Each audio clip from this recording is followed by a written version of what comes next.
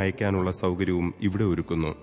ആദ്യ വർഷത്തിൽ തന്നെ 100-ലധികം ഗുണഭോക്താക്കളാണ് ഈ സൗജന്യ പരിശീലന പരിപാടിയിലുള്ളത്. ഞാൻ വളപട്ടണം പഞ്ചായത്തിൽപ്പെട്ട ഒരാളല്ല, പുഴാതി പഞ്ചായത്തിലാണ്. എൻ്റെ സഹപ്രവർത്തകർ പറഞ്ഞ അറിവ് വെച്ചാണ് ഇവിടെ ഇങ്ങനെ ഒരു ക്ലാസ് നടക്കുന്നവർ അറിഞ്ഞത്. അപ്പോൾ ആ ക്ലാസ്സിൽ 2 മാസത്തെ ക്ലാസ്സാണ് ഞങ്ങൾക്ക് കിട്ടിയത്. അത് നല്ല രീതിയിൽ ഉള്ളൊരു ക്ലാസ് ആയതുകൊണ്ട് 2 മാസം കൊണ്ട് തന്നെ ഞങ്ങൾക്കത് നന്നായി പ്രിപ്പയർ ചെയ്യാൻ വേണ്ടി കഴിഞ്ഞു. അതുപോലെ തന്നെ വളരെ ശാസ്ത്രീയമായ രീതിയിലാണ് ക്ലാസ് ഞങ്ങൾക്ക് കിട്ടിയത്. പഞ്ചായത്തിൻ്റെ കീഴിലുള്ള ഈ കോച്ചിങ്ങിന് 3 മാസത്തോളമായി വരാൻ തുടങ്ങിയിട്ട് 5ഓളം ലിസ്റ്റുകളിൽ ഇതുവരെയായിട്ട് PSCൻ്റെ പേര് വന്നിട്ടുണ്ട്. ഞാനിപ്പോൾ 10ഓളം റാങ്ക് ലിസ്റ്റിലുണ്ട്. Included HSA Kannur. HSA ഇംഗ്ലീഷാണ് എൻ്റെ സബ്ജക്റ്റ്. ഈ 10ൽ കയറി കൂടാൻ തന്നെ എന്നെ ഒരുപാട് ഹെൽപ്പ് ചെയ്തത് ഇവിടുത്തെ ക്ലാസ് റൂമാണ്. വിവിധ വിഷയങ്ങളിൽ ക്ലാസുകൾ നൽകുന്നതിനായി വിദഗ്ധരുടെ സേവനം പ്രയോജനപ്പെടുത്തുന്നു. ഇതിനായി വിദ്യാർത്ഥികളുടെ കൂട്ടായ്മ വഴിയാണ് ഫണ്ട് കണ്ടെത്തുന്നത്. പഞ്ചായത്തിലെ തന്നെ ജീവനക്കാർ ഒഴിവു സമയങ്ങളിൽ ഈ വിദ്യാർത്ഥികൾക്ക് ക്ലാസ് നൽകി മാതൃകയാകുന്ന കാഴ്ചയും നമുക്ക് കാണാം. സർക്കാർ തൊഴിൽ മേഖലയുടെ സാധ്യതകൾ പ്രയോജനപ്പെടുത്തിയും പൊതുവിദ്യാഭ്യാസ നിലവാരം ഉയർത്തിയും സുസ്ഥിരമായ ഒരു വികസനമാണ് പഞ്ചായത്തിന്റെ സ്വപ്നം. പരിശീലന പരിപാടി എന്നതിലപ്പുറം ഇതൊരു പരിശീലന കേന്ദ്രമാക്കി മാറ്റുക എന്ന ലക്ഷ്യത്തിലൂന്നിയുള്ള പ്രവർത്തനങ്ങൾ പഞ്ചായത്തിന്റെ വികസന സ്വപ്നങ്ങളിലേക്കുള്ള ദൂരം കുറയ്ക്കുമെന്ന് വിശ്വസിക്കാം. ഇനി ചർച്ചയ്ക്കുള്ള സമയമാണ്. കണ്ണൻ മാഷ്, വിദ്യാഭ്യാസത്തിന്റെ പ്രത്യേകിച്ചും ഈ തൊഴിൽ പരിശീലനം നൽകുന്നതിൻ്റെ കാര്യത്തിലും മാലിന്യ സംസ്കരണത്തിൻ്റെ കാര്യത്തിലും നല്ല ദൃശ്യങ്ങളാണ് ഞങ്ങൾ കണ്ടത്. അപ്പോൾ അത് വളരെ സന്തോഷമുണ്ടാക്കുന്ന ഒരു കാര്യമാണ്. പക്ഷെ അതിൻ്റെ 1-2 വിശദാംശങ്ങൾ അറിഞ്ഞാൽ കൊള്ളാമെന്നുണ്ട്. ഈ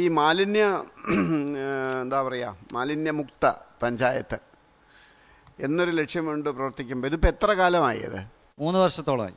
3 വർഷത്തോളമായി. പക്ഷേ ഇത്രയും കാലം അത് നേരത്തെ തുടങ്ങാൻ പറ്റിയില്ല അല്ലേ? നേരത്തെ തുടങ്ങിയിരുന്നു. പക്ഷേ അതിൻ്റെ പ്രാരംഭഘട്ടം എന്നുള്ള ജനങ്ങളെ ബോധവൽക്കരിക്കുക എന്നുള്ള പരിപാടിയാണ് ആദ്യം ഉണ്ടായിരുന്നത്. അതായത് ചില വീടുകളിൽ നിന്ന് നേരിട്ട് ഈ കക്കൂസിൻ്റെ ഔട്ട്ലെറ്റൊക്കെ തോടുകളിലേക്ക് കൊടുക്കുന്ന ഒരു സമ്പ്രദായം ഉണ്ടായിരുന്നു. അപ്പോൾ പെട്ടെന്ന് ഒരു സുപ്രഭാതത്തിൽ മാറ്റാൻ പറ്റില്ല എന്നുള്ള ഞങ്ങളെ നിരീക്ഷണത്തിൽ മനസ്സിലായതിനു ശേഷം ഞങ്ങൾ ബോധവൽക്കരണം കുടുംബശ്രീ മുഖേനയും മറ്റ് ഗ്രാമസഭകളിലൊക്കെ ബോധവൽക്കരണം ചെയ്തു. അവരെ മനസ്സിലാക്കിക്കാൻ വേണ്ടി കുറച്ച് സമയമെടുത്തു. നമ്മൾ മുമ്പേ ചെയ്യുന്നതാണ്, അതുപോലെ അല്ലാണ്ട് ചെയ്യാൻ പറ്റില്ല എന്നുള്ള രൂപത്തിൽ നിന്ന് മാറ്റം വന്നവർക്ക്. എന്ത് മാറ്റമാണ് വന്നിട്ടുള്ളത്? അത് അവരെ വീട്ടിൽ തന്നെ ടാങ്കൊക്കെ കുഴിച്ച് ചെയ്യാൻ. ഈ തോടിൻ്റെ അരികെയുള്ള സ്ഥലങ്ങളാണ് ഈ പ്രശ്നങ്ങൾ കൂടുതൽ വരുന്നത്. പിന്നെ ഈ ചന്തയിൽ നിന്നും ടൗണിൽ നിന്നും മറ്റ് സ്ഥലങ്ങളിൽ നിന്നും മാലിന്യം കളക്ട് ചെയ്യുന്നുണ്ടോ? മാലിന്യം ഇത് മറ്റുള്ള പഞ്ചായത്തുകളിൽ നിന്ന് വരുന്നതാണ്. തൊട്ടടുത്തുള്ള പഞ്ചായത്തിൽ നിന്നാണ് നമുക്ക് വലിയ പ്രശ്നം. നമ്മുടെ പഞ്ചായത്തിൽ വളരെ കുറവാണെങ്കിലും അത് നമ്മുടെ പഞ്ചായത്ത് അവിടുന്ന് വരുന്നത് എന്ന് പറഞ്ഞാൽ എങ്ങനെയാണ്? ആൾക്കാർ കൊണ്ടുവന്ന് അവിടെ ഇട്ടിട്ട് പോവാണോ? അത് രാത്രിയൊക്കെ ഗുഡ്സിലൊക്കെ കൊണ്ടുവന്നിട്ട് തട്ടുക. വെസ്റ്റേൺ ഇന്ത്യ പ്ലൈവുഡ്സിൻ്റെ ആ ഭാഗത്ത് രാത്രിയൊക്കെ ഇരുട്ട് ഒരു സ്ഥലമാണ്.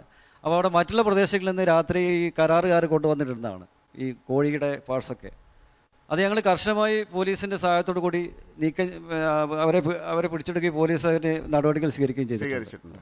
അല്ല, ഇപ്പോൾ ഒരു സുസ്ഥിരമായിട്ട് എന്താണ് ഇപ്പോൾ ഒരു സംവിധാനം ഉള്ളത്?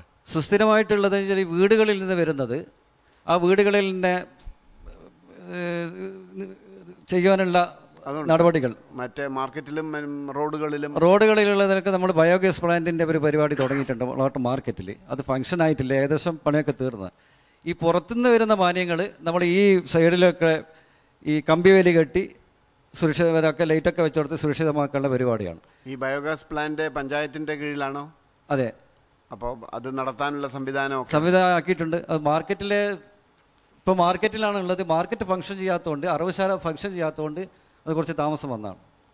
പിന്നെ ഈ തൊഴിൽ പരിശീലനത്തിൻ്റെ കാര്യത്തിൽ എനിക്ക് തോന്നിയിട്ടത് നല്ലൊരു പരിപാടിയാണ്. സാക്ഷരത, തുടർ പ്രവർത്തനം, പിന്നെ തൊഴിലുമായി ബന്ധപ്പെട്ട പരിശീലനം. ഒരുപാട് ഊന്നൽ കൊടുക്കുന്നത് ഈ PSC പരീക്ഷകൾക്ക് വേണ്ടിയിട്ടാണ്. അപ്പോൾ ഇത്രയധികം ജനങ്ങളുള്ള കേരളത്തിൽ, ഉദ്യോഗാർത്ഥികളുള്ള ഒരു കേരളത്തിൽ ആകെ 4% മാത്രമേ ഗവൺമെൻറ് ജോലിയുള്ളൂ. അപ്പോൾ അതിൽ മാത്രം കേന്ദ്രീകരിക്കുന്നത് കൊണ്ട് അവർക്ക് ചിലപ്പോൾ നിരാശ വരും. അതിൽ മാത്രമല്ല, പക്ഷെ വളവട്ടം പഞ്ചായത്തിനെ സംബന്ധിച്ചിടത്തോളം സർക്കാർ ജോലിയുള്ളത് തുലവും കുറവാണ്.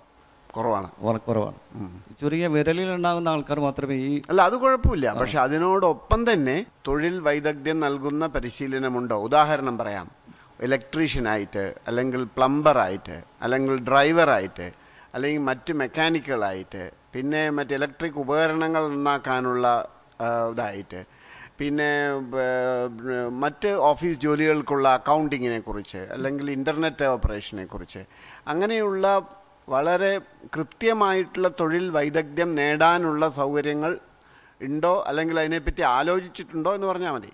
ഒരു പരിധിവരെ നമ്മളിത് സാക്ഷരതാ സമിതിയുടെ തുടർ വിദ്യാഭ്യാസ പരിപാടിയുടെ ഭാഗമായിട്ട് ഇത്തരം പരിശീലനങ്ങൾ കൊടുത്തു വരുന്നുണ്ട്. ഇപ്പോൾ ഈ വർഷം മൊബൈൽ ഫോൺ റിപ്പയറിംഗ് കോഴ്സ് എന്ന നിലയ്ക്ക് 10 പേർക്ക് പരിശീലനം കൊടുത്തു വരുന്നുണ്ട്.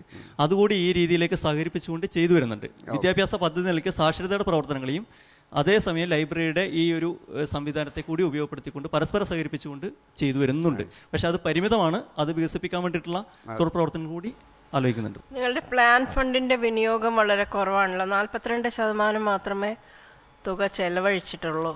എന്തുകൊണ്ടത്? ഒന്നാമത് നമ്മുടെ പഞ്ചായത്തിൻ്റെ സ്ഥിതി പറഞ്ഞല്ലോ. പശ്ചാത്തല മേഖലയിൽ നമ്മൾ പരമാവധി ഉപയോഗിച്ചിട്ടുണ്ട്. ഉൽപ്പാദന മേഖലയിലും മറ്റുള്ള കാര്യങ്ങൾക്കും ഈ സ്ഥലപരിമിതി. പക്ഷേ ഒരു മൃഗാശുപത്രിക്ക് വേണ്ടി നിങ്ങൾ സ്ഥലം വെച്ചിരുന്നു ഉൽപ്പാദന മേഖലയിൽ. പക്ഷേ അത് ചെലവഴിക്കാൻ പറ്റാത്ത സ്ഥിതിയായിപ്പോയി.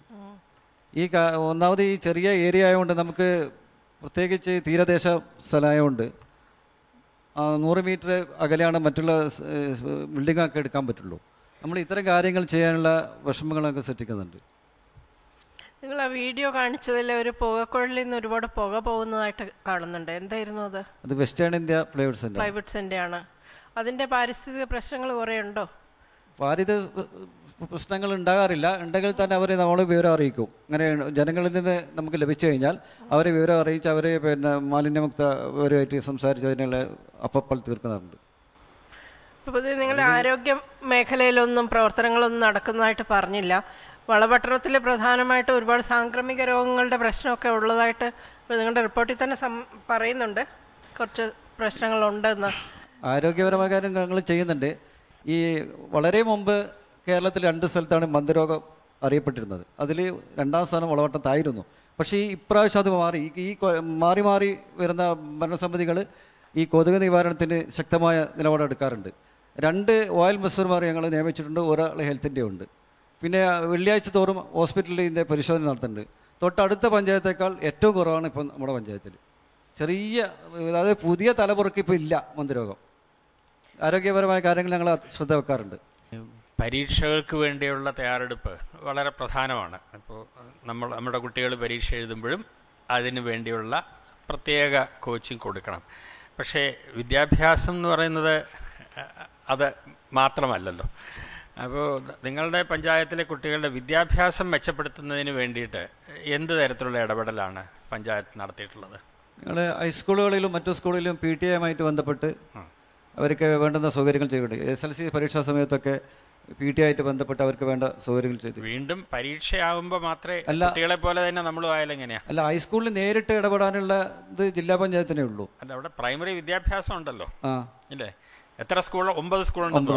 അത് പ്രൈവറ്റ് സ്കൂളാണ്. അല്ല, പ്രൈവറ്റ് എന്ന് പറഞ്ഞാൽ ഗവൺമെന്റ് എയ്ഡഡ് സ്കൂളല്ലേ? എയ്ഡഡ് ഉണ്ട്, അൺഎയ്ഡഡ് ഉണ്ട്. അതെ, ആ എയ്ഡഡ് സ്കൂളുകളും പഞ്ചായത്തിന്റെ പരിധിയിൽ വരുന്നതല്ലേ? അതെ അതെ. അവിടെ എന്ത് തരത്തിലുള്ള ഇടപെടൽ നടത്തിയിട്ടുണ്ട്?